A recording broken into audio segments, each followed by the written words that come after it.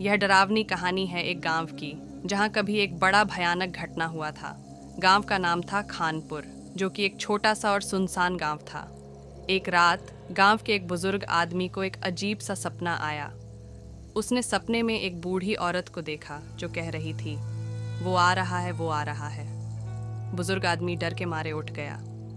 अगले दिन गांव में कुछ अजीब घटनाएं होने लगीं।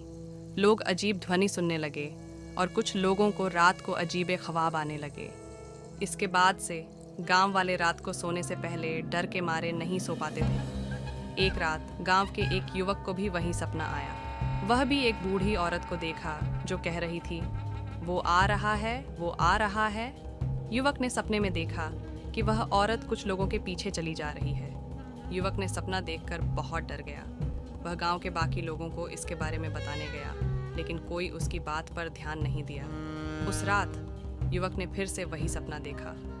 औरत फिर से कह रही थी, वो आ रहा है, वो आ रहा है। लेकिन इस बार वह औरत उसके खुद के पीछे चली आ रही थी। युवक डर के मारे उठ गया, लेकिन उसने उस औरत को देखकर एक चीख निकाली और जगा। उसके जगने के बाद वह देखा कि कुछ लोग उसके घर के पास खड़े हैं। वे लोग उससे बोले, तुम्हें वहाँ कुछ नहीं दिखाई देता, लेकिन हम तुम्हें देख सकते हैं। युवक को भयानक लगा।